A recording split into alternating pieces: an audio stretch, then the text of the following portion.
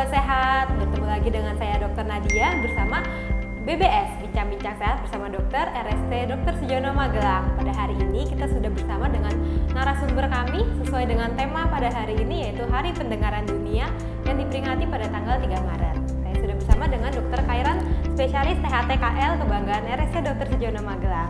Selamat pagi, Dok. Selamat pagi. Iya, Dok. Gimana, Dok? Sehat, Dok? Alhamdulillah Ya, sehat sampai saat ini. Jadi kita sudah bersama dengan narasumber yang sudah sangat kompeten ya di bidangnya ini, Dokter Khairan. Gimana, Dok, ngomong-ngomong soal Hari Pendengaran Dunia ya, Dok? Ini situasi di Indonesia atau di RST terkait pendengaran ini gimana sih, Dok? Jadi sebelumnya kalau kita berbicara mengenai pendengaran, tentunya kita harus berbicara mengenai data. Jadi untuk seluruh dunia, gangguan pendengaran dan ketulian itu lebih kurang 5,3%. Kalau kita estimasi dalam bentuk orang itu lebih kurang 460 juta. Nah, yang menariknya dari 460 juta itu setengahnya ada di benua Asia. Jadi lebih kurang 230 juta ada populasi dengan gangguan pendengaran itu di Asia. Dan untuk Indonesia, dia itu ini dapat ranking dia ya. Indonesia dapat ranking pada gangguan pendengaran dan ketulian. Dia ranking 4. Ranking 4 setelah Sri Lanka, Myanmar dan India. Itu kalau kita bicara mengenai dunia. Untuk Indonesia sendiri dari data yang pernah saya baca, itu lebih kurang dari populasi ya, itu lebih kurang 16,8% dari populasi. Kalau di bentuk orang kan itu mungkin sekitar 40 sampai 45 juta orang. Dan dari 40 sampai 45 juta orang ini yang mempunyai gangguan dengan tuli derajat berat ya, gangguan pendengaran berat lah seperti itu biar gampangnya, itu lebih kurang 1 juta. Nah, yang mirisnya lagi adalah bahwa kita ya di Indonesia itu untuk angka kelahiran dengan gangguan pendengaran itu lebih kurang 5.000 sampai 10.000. Ya, jadi dengan gangguan kongenital pendengaran itu lebih kurang 50 sampai 10.000. Itu untuk pertanyaan yang pertama. Kalau yang kedua tadi adalah bagaimana dengan kondisi di rumah sakit tentara. Nah, di rumah sakit tentara kita mempunyai karakteristik pasien ya. Jadi karena kita rumah sakit militer yang banyak menangani pasien-pasien dinas atau pasien-pasien militer, tentu kita juga ada kekhasan, terutama kalau kita bicara mengenai gangguan pendengaran dan ketulian. Yang sering di rumah sakit kita ini yaitu adalah gangguan akibat pajanan atau exposure dari suara atau noise ya, noise induced hearing loss. Kenapa? Karena memang untuk anggota militer sekarang mungkin sudah lebih baik, dia sering terpapar oleh suara-suara yang keras ya. Contoh misalnya saat lagi latihan menembak atau untuk para prajurit artileri medan, itu juga suara-suara dari bomnya, atau memang ya kondisi-kondisi yang membuat lebih sering terpapar. Mungkin kalau untuk rumah sakit yang punya karakteristik tertentu, contoh rumah sakit kayak Harjolukito, mungkin paparannya ya dari suara deru pesawat terbang. Nah, tapi kalau untuk RST ya selain dengan gangguan yang lain, yang khasnya RST adalah noise induced hearing loss. Karena senjata bom seperti itu ya? Betul, jadi paparan akibat suara bising. Ya, baik. Jadi memang situasi di Indonesia ini sangat tinggi ya, Dok, sampai peringkat keempat sedunia. Iya, ranking keempat ya. Ranking keempat sedunia, dan kelahiran dengan tuli kongenital juga banyak ya, Dok? Betul. Nah, itu sebenarnya apa sih, Dok, latar belakang kenapa situasi di Indonesia itu bisa sebegitu banyaknya, Dok? Jadi kalau kita berbicara latar belakang, tentu ini multifaktor ya. Jadi etiologinya sangat banyak.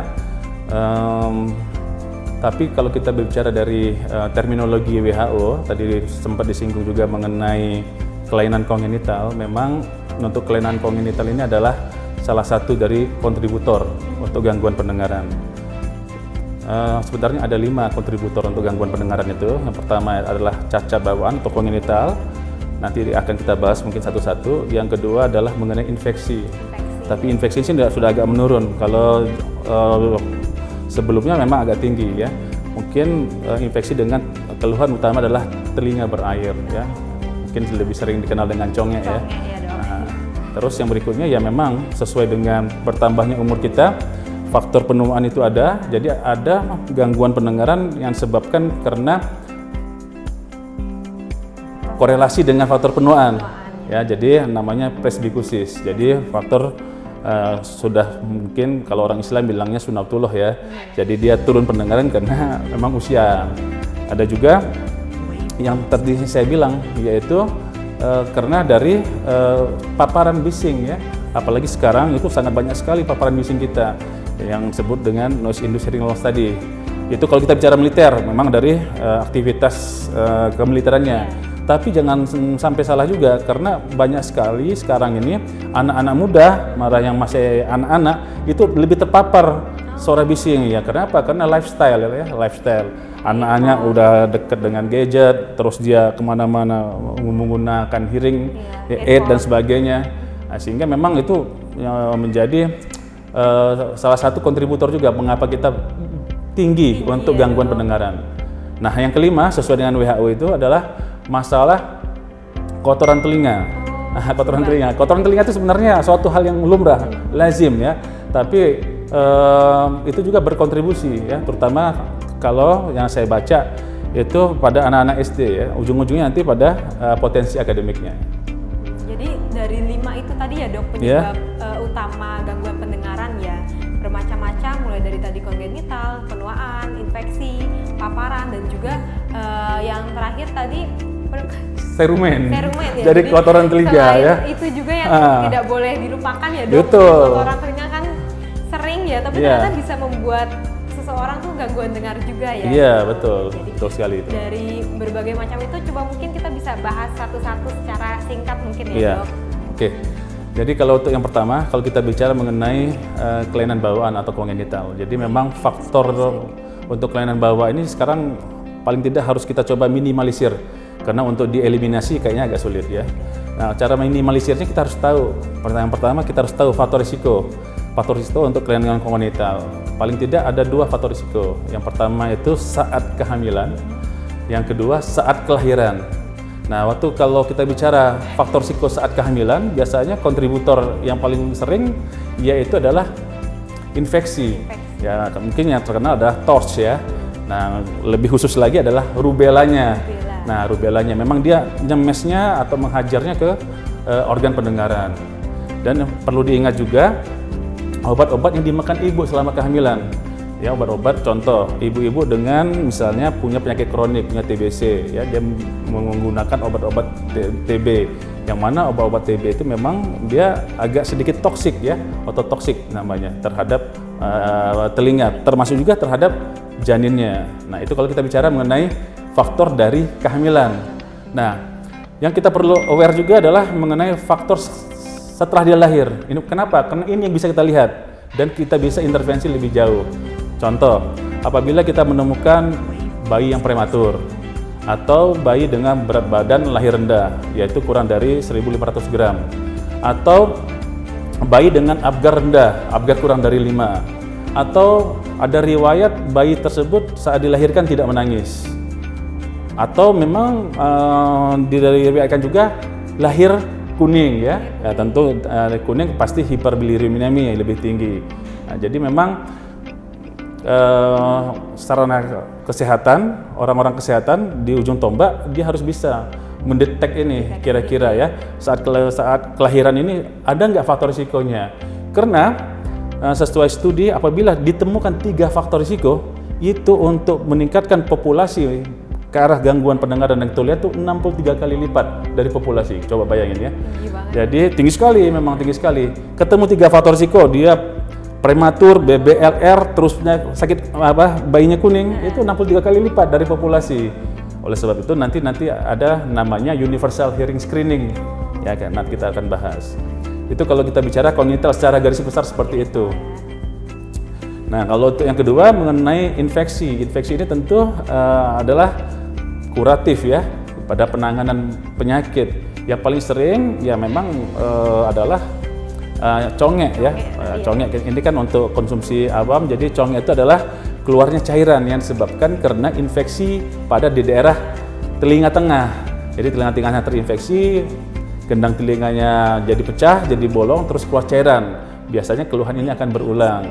Nah, congek ini juga ini kontributor yang utama. Kenapa? Karena penyakit ini akan berlanjut, kronik dia ya, kronik. Apalagi kalau sudah ada infeksinya sudah menghasilkan juga semacam jaringan patologis di daerah telinga itu. Tentu akan lebih sulit untuk ditangani. Jadi memang kalau conge ini memang nanti lebih tendensinya kita adalah tendensi pada kuratif, ya kuratif. Nah yang ketiga ini yang kita bisa melakukan preventif yang lebih, yaitu pada gangguan pendengaran dan ketulian akibat noise induced hearing loss atau gangguan pendengaran akibat bising. Akibat bising. Nah ini preventifnya tinggi. Kenapa? Karena itu bisa kita deteksi. Contoh, sekarang ini banyak sekali orang-orang yang terpapar bising tanpa dia sadari. Seperti apa itu? Ya, kalau zaman saya dulu ada namanya iPod, ya. iPod. Nah, saya pernah dinas waktu itu di Cendrawasih di Jayapura. Saya ingat sekali tahun 2012. Waktu saya di praktek pagi saya di Poli, ada seorang ibu membawa anaknya. Anaknya ini habis bermain futsal. Bermain futsal. Anak itu saya masih ingat umurnya 14 tahun, laki-laki, habis bermain futsal. Terus saking kecapeannya, dia tidur dengan iPod terpasang di kedua telinga. Nah, setelah dia bangun saat paginya, si anak tidak bisa dengar apa-apa. Dan ini kerugiannya luar biasa karena bilateral, kedua telinga yang terlibat. Saya lakukan pemeriksaan dengan audiometri, ternyata sudah profon itu sudah sangat berat. Jadi ada cacat atau tuli akibat saraf yang sangat berat. Itu sudah tidak ada obatnya. Gak bisa dibalikin gitu. Ya bisa, tapi sedikit naiknya, ya dengan pengobatan sedikit naiknya. Ujung-ujungnya nanti pada anak ini ya harus dibantu dengan alat bantu dengar. Jadi Nah, betul. sekali ya dok ya, dengan Betul. tadi lupa pakai itu terus besok paginya baru Nah, ini ya dok. coba saya tanya ke Nadia ya, soalnya saya gantian dan nanya ke Nadia. Siap. Nadia, hobinya apa? Hobi nonton film dok. Nonton film ya, di bioskop? Di kamar aja dok. Oh di kamar ya. Karena apa? Karena seringkali ya, daerah-daerah hiburan ya. Nah, kalau anak-anak itu contoh, yang dulu yang terkenal itu time zone. Nah, Itu sudah dilihat dan dilakukan pemeriksaan secara objektif menggunakan alat deteksi untuk desibel, itu di atas 90 desibel. batasnya berapa dok? Nah, kalau 90 desibel itu akan terjadi penurunan pendengaran dalam tempo waktu setengah jam. Kebayang kan? Jadi anak di time zone itu dalam setengah jam dia di time zone, dia akan turun, hilang pendengaran, ada turun lebih kurang, kalau setengah jam akan turun pendengaran. Dan untuk daerah-daerah timur, mungkin Nadia belum pernah ke timur ya, kalau saya pernah ke timur. Kalau kayak daerah Sorong, ya, terus daerah Padang, daerah Manado, itu kalau kita naik angkutan kota, itu musiknya luar biasa keras. Ada musiknya. Iya, luar biasa keras. Dan itu juga akan menyebabkan gangguan pendengaran akibat pajanan suara bising. Dan memang masih banyak lagi ya, masih banyak lagi ya. Saran saya sih untuk orang-orang yang hobi menggunakan earset ya, misalnya kan sering lihat ya pelari memakai ini ya, itu kalau menurut saya kurang efektif. Dan biasanya pelari yang menggunakan bantuan ini untuk mendengar musik itu bukan pelari sebenaran, itu masih newbie ya. Karena kalau untuk pelari yang sudah terlatih dia nggak gunakan ini. Kenapa? Pertama, merusak telinga. Kedua, dia tidak waspada.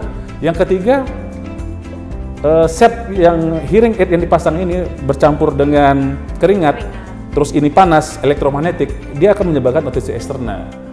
Nah, kembali lagi ke masalah noise induced hearing loss ini, untuk bagian THT sendiri sudah banyak melakukan edukasi ya, edukasi terhadap stakeholder atau komunitas masyarakat. Sebagai contoh, pada anak-anak STM itu kan memang dia untuk prakteknya lebih banyak ya, apalagi STM yang berkaitan dengan mesin ya, dengan suara-suara yang konstan. Itu sekarang sudah mulai untuk menggunakan, kalau dia lagi latihan atau praktek kerja lapangan, menggunakan alat bantu dengar, alat penutup ya. Termasuk tentara juga sekarang diwajibkan untuk menggunakan penutup telinga saat lagi latihan yang menggunakan bunyi yang keras ya, menembak, ledakan, ya. Seperti itu. Jadi penting banget ya dok, penting sekali untuk mencegahnya tadi ya, karena Betul. paparannya itu ternyata bisa sampai mengganggu sekali ya dok, menurunkan daya dengarnya ya dok. Iya. Dan kalau terus berulang juga efeknya bisa jangka panjang juga ya dok. Betul. Dan yang lebih tidak nyaman lagi bahwa noise induce ini yang dihajar adalah saraf ya. Jadi untuk recovery-nya, untuk kembali menjadi normal agak sulit. Jadi memang di noise induce ini memang sekarang ya anak-anak muda lebih sering terkena ya. Apalagi yang hobi main gadget. Tahu nggak Nadia ya? Indonesia adalah pengguna gadget, melihat gadget handphone itu paling tinggi di dunia. Oh, waktu screen time ya dok ya? Waktu screen ya, rata-rata orang Indonesia, nih ya, dari 274 juta penduduk Indonesia, di kumulatif rata-rata orang Indonesia per hari melihat screen lebih dari 4 jam. Ya. Mungkin saya juga. Nah, ya, lebih dari 4 jam. Dan itu akan lebih parah lagi kalau dia mengkoneksikan gadgetnya itu ke alat bantu ya, karena untuk misalnya takut mengganggu yang lain atau seperti ini, seperti itu. Iya dok. Jadi memang paparannya ini ya dok di Indonesia tuh sangat tinggi ya noise induce itu ya dok.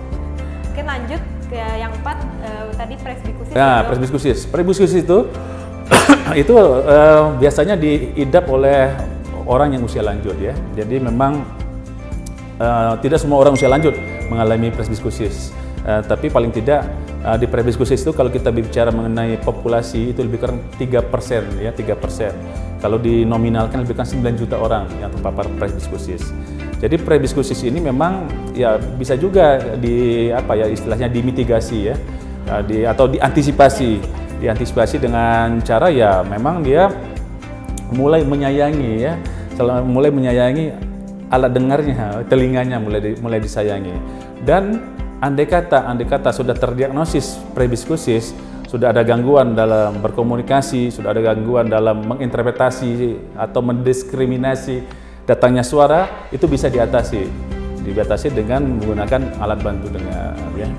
Nah, hanya masalahnya di Indonesia dan di BPJS nih ya. Saya akan bicara sedikit mengenai BPJS ini. BPJS menganggarkan terlampau kecil untuk alat bantu dengar ini. Ya, kalau kita cek di BPJS itu hanya 1 juta. 1 juta ya. Jadi hanya 1 juta itu low cost, low quality. Low cost, low quality. Yang kita butuhkan adalah low cost, high quality. Jadi untuk alat bantu dengar ini ya mungkin adalah nanti mungkin tergantung polisi ya, polisi pemerintahan, polisi dan sebagainya memang lebih baik dinaikkan karena kalau untuk yang sering yang saya dapati di poli mereka tidak nyaman dengan kualitasnya ya, jadi dengan kualitasnya. Jadi memang untuk presbikusis itu ya suatu keadaan yang alami tapi bisa dimitigasi ya. Bisa kita antisipasi. Tadi kan 3% ya dok? 3%, betul, lebih kurang 9 juta itu. 3% tuh apakah ada faktor-faktor khusus dok seseorang itu bisa mengalami presbikusis yang bisa dicegah mungkin dok? Betul, jadi memang presbikusis ini sangat banyak faktor pendukungnya ya. Jadi selain dengan faktor usia juga mungkin adalah penyakit penyerta ya. Jadi dengan orang-orang yang cenderung presbikusis biasanya pernah mengalami penyakit kronik ya. Artinya apa? Dia memakan obat secara kronik. Atau orang-orang yang pernah terpapar keganasan. Dan kita ketahui bahwa obat keganasan itu lebih banyak obat ototoksik. Atau penyakit kronik yang lain seperti TBC dan sebagainya. Itu juga obat-obat yang ototoksik. Atau ya dia memang punya penyakit kayak kencing manis, darah yang kental misalnya seperti itu, sehingga memang akan lebih mempercepat untuk presbikusisnya. Jadinya ya. Diabetes tadi juga. Ya, diabetes dan kawan-kawannya. Dan itu untuk presbikusis ya. Ya. Kita lanjut ke yang terakhir kelima nih ya, serumen ya. Serumen ya. Ya. Nah, serumen ini pentingnya dia ya. Serumen ini kalau kita berbicara serumen tentu pikiran kita kotor ya. Serumen itu tidak ada gunanya, dia kotoran telinga harus dibuang. Tidak seperti itu. Itu serumen itu sebenarnya penting untuk kita. Ya penting, namanya yang diciptakan oleh Tuhan pasti penting. Semuanya ya. Ada gunanya, pasti ada penting. Jadi satu, serumen itu sebagai buffer.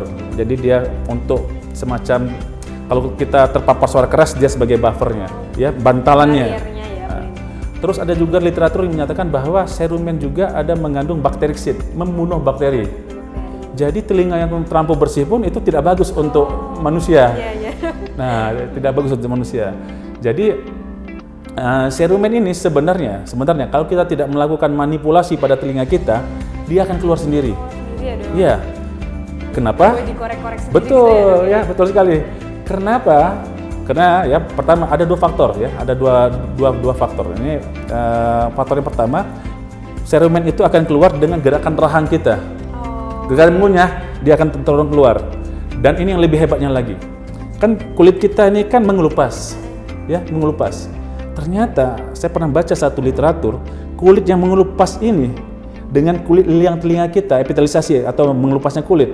Liang telinga itu panjangnya 2,5 sampai 4 cm, itu beda mekanismenya. Oh, gimana itu, Dok? Nah, kalau ini kan ngelepas ya. Kalau untuk liang telinga, dia migrasi dulu epitelnya keluar. Oh, jadi Konsentrik. jalan keluar gitu Ya. ya, Dok? Oh, iya. Dan ini sudah dibuktikan, dan pembuktiannya sudah sejak tahun 60-an. Jadi ada suatu penelitian, ya, dia memberikan marker bentuk warna hitam di bawah liang telinga yang letaknya superficial di atas kulit itu, ternyata warna hitam itu bergerak keluar. Nah, Jadi secara alami pun betul. akan keluar ya, Dok?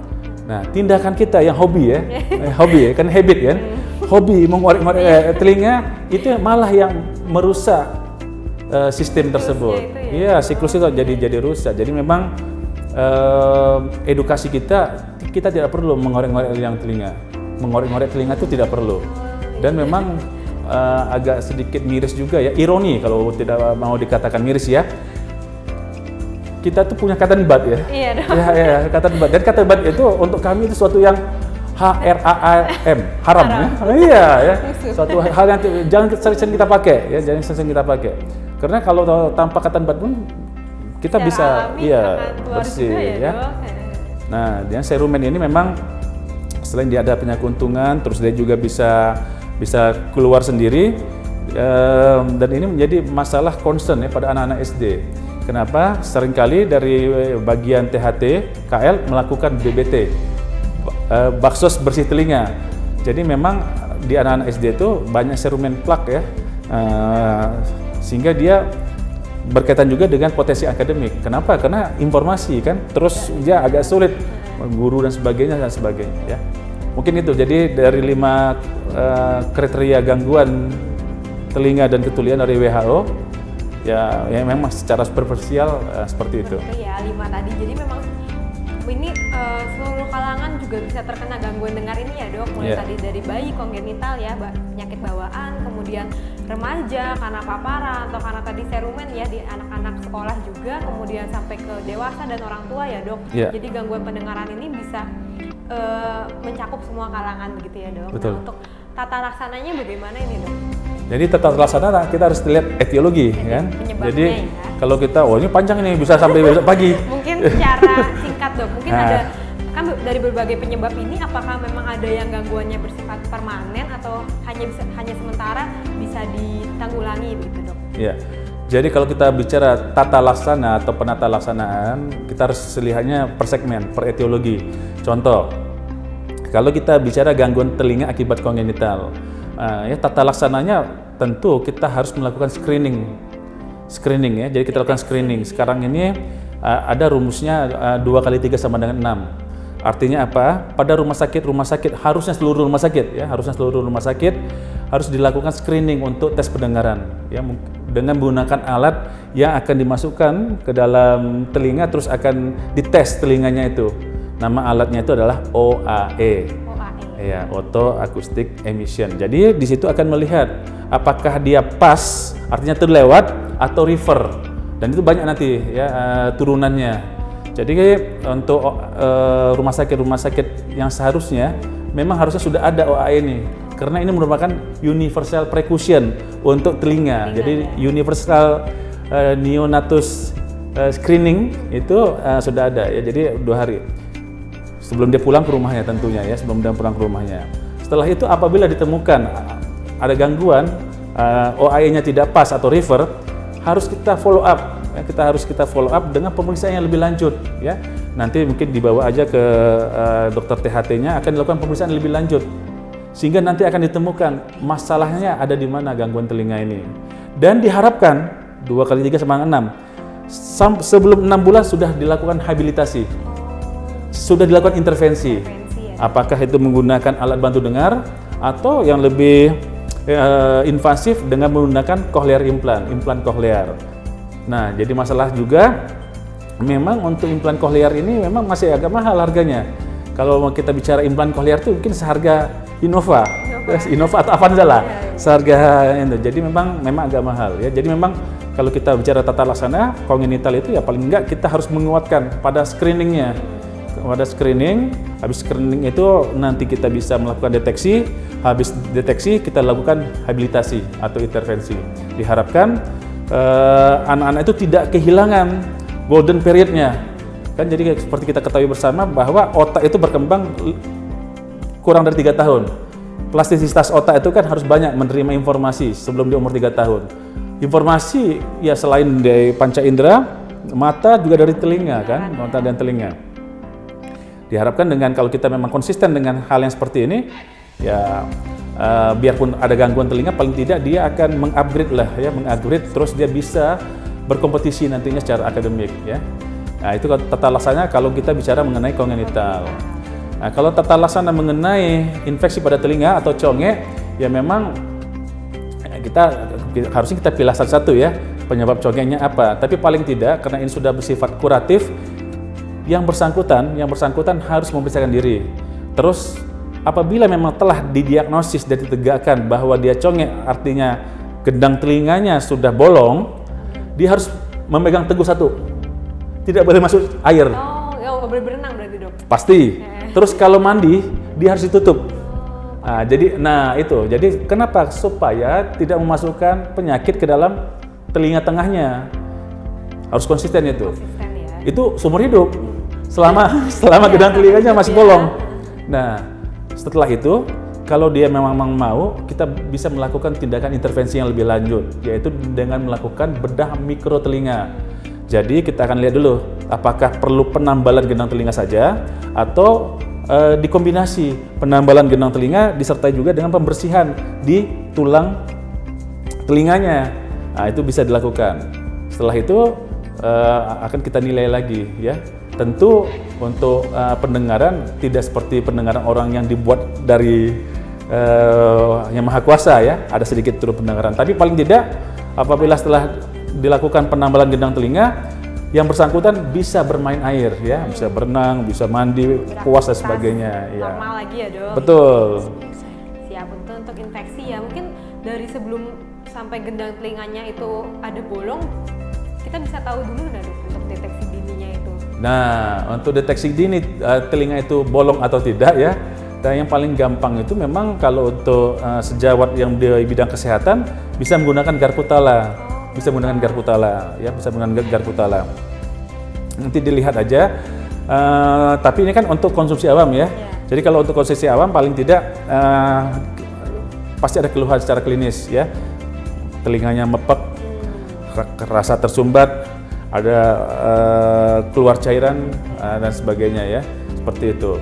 Nah kalau memang untuk deteksi dini lagi, kalau kita bicara dari keluhan dari pasien, nah ya, saya akan kembali lagi sedikit ke masalah kongenital.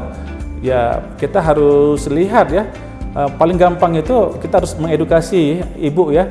Jadi ibu tanyakan kepada ibu yang bersangkutan, kira-kira anak ini bisa kaget nggak?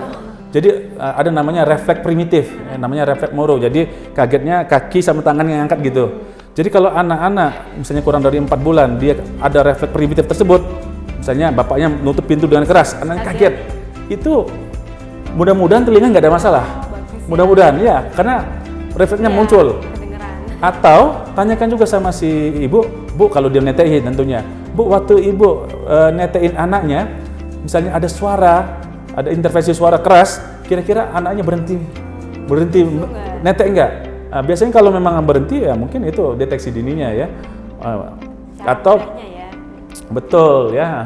Atau ya paling gampang kan biasanya kan bayi-bayi itu 1 tahun sudah mulai bergumam ya, babbling ya, sudah mulai babbling bergumam. Andai kata dalam 1 tahun belum bisa bergumam atau dia diam saja, ya itu waspada ya, waspada ya gangguan telinga. Ujung-ujungnya nanti gangguan telinga juga gangguan bicara ya, jadi gangguannya nih. Atau kalau pada umur 2 tahun, 1 tahun dia babbling, 2 tahun, ya kosakatanya minimal sekali, ya kosakata minimal sekali, kurang dari 10 kosakata. 3 tahun belum bisa merangkai dua kata. Nah, dari itu, tapi kita harapkan jangan sampai kita mengetahuinya setelah 2 tahun ya, kalau bisa ya, seperti kita bicara tadi. Kurang dari 6 bulan sudah bisa di screening, sudah bisa dideteksi, dan sudah bisa dihabilitasi, dilakukan intervensi. Deteksi dini juga peran orang tua itu sangat penting ya tadi ya. Yeah. Jadi mengenali apakah anak itu aware terhadap suara dan juga apakah ada gangguan bicara, juga salah satu penyebabnya bisa karena gangguan pendengarannya ya dok. Betul sekali ya. Siap, itu untuk yang ketiga. Mungkin lanjut untuk yang presbikusis dan juga serumen ya dok. Ya. Kalau tata laksana presbikusis, karena memang gangguannya pada saraf, memang opsinya, ya opsi yang terbaik adalah menggunakan alat bantu dengar. Ya, jadi tata laksananya menggunakan alat bantu dengar. Ya, terus ya berikutnya ya kalau memang sudah usia tua ya sudahlah, harus lebih disayang lagi telinganya. Jadi jangan sampai kita usia tua kita juga sama kayak bergaya anak muda, hobi pakai hearing aid dan sebagainya, ya hobi memakai ini tidak usah. Atau misalnya Nadia misalnya hobi ke diskotik misalnya kan, itu kan paparan bising, ya paparan bising ya, paparan bising ya, karaokean ya seperti itu. Atau memang orang-orang yang hobinya misalnya ya otak-atik mesin, itu ternyata mesin mobil yang digerakkan itu noise-nya tinggi ya? Lebih dari 80 desibel ya. Itu artinya apa? Artinya 1 jam akan terjadi turun pendengaran. Dan kalau berulang terus lama-lama akan rusak. Permanen. Ya, sarafnya akan rusak sehingga akan menetap dia. Ya, jadi memang untuk tata laksana pada presbikusis yang terpilih ya alat bantu dengar. Tapi kalau bisa low cost high quality kalau bisa. Jadi, nah itu memang ada polisi pemerintah. Kenapa alat bantu dengar jadi mahal? Karena ada PPN-nya lebih tinggi. Ya, itu kita tidak bicara masalah itu ya. Intinya kebijakan itu kalau bisa low cost high quality. Kenapa? Karena yang sekarang ini memang tidak nyaman. Nah, jadi kalau untuk presbikusis seperti itu. Tadi kalau untuk noise induce sudah kita bicarakan ya. Kalau untuk serumen ini, nah ini untuk serumen ini kami mempunyai polisi seperti kayak dokter gigi. Periksakan gigi atau periksakan telinganya ya, lebih kurang 3 atau 6 bulan. Jadi jangan dibersihkan sendiri, karena begitu ibu membersihkan telinga itu bukan membersihkan, tapi memasukkan kotoran telinga itu dan mensedimentasi. Jadi menjadikan lebih pekat, ya lebih lengket sehingga nanti mengeras, jadi plak ujung-ujungnya. Nah itu direpot. Jadi memang ya apalagi sekarang cover up dari BPJS lebih kurang 85% dari populasi kita, lebih kurang 240 juta jiwa tercover oleh BPJS. Kan universalnya kan rencana seluruh ya, tapi yang kami baca segitu ya kalau gratis kenapa enggak ya tinggal beritakan aja 3 sampai 6 bulan 3 atau 6 bulan ya. Para sobat sehat semua ini harus rutin juga ya diperiksakan kesehatan telinganya. Ya baik, mungkin segitu ya dok bincang-bincang kita pada hari ini. Monggo bisa disampaikan pesan dok untuk para sobat sehat semua. Jadi kalau pesan saya kayak kita mau ini ya, jadi gini kawan-kawan sekalian. Jadi kalau untuk masalah telinga itu memang gangguan yang tidak terlihat tapi terasa. Kan kalau misalnya dia gangguan mata atau kan dia terlihat, tapi kalau ternyata tidak terlihat tapi terasa.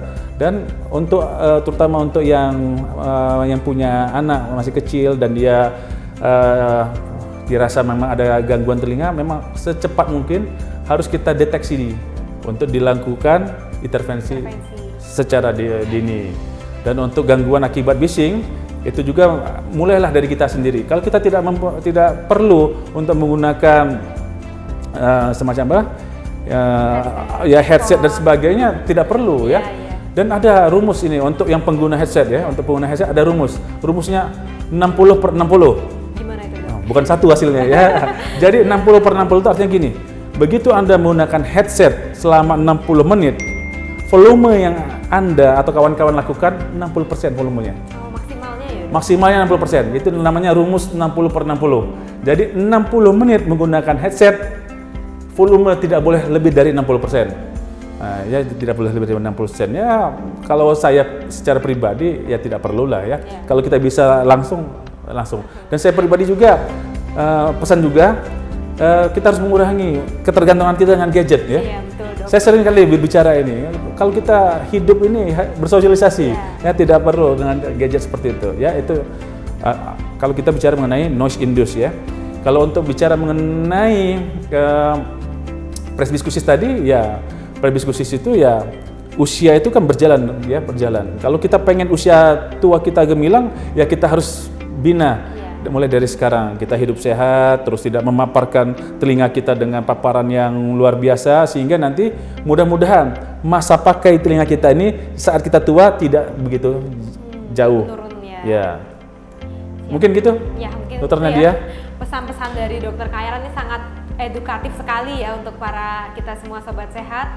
Dari tadi pentingnya deteksi dini dan juga pencegahan, bagaimana kita menyayangi telinga kita juga ya Dok, juga tidak memberikan paparan yang terlalu berlebihan, dan juga harus dilakukan pengecekan setiap 3-6 bulan sekali. Baik, Betul sekali. itu semoga informasi pada hari ini bisa memberikan wawasan lagi untuk para sobat sehat, dan bisa sobat sehat sampaikan juga kepada orang-orang terdekat, keluarga, semua yang sobat sehat sayangi. Dan sekian mungkin saya Dokter Nadia dan Dokter Khairan pamit undur diri. Salam sehat untuk kita semua.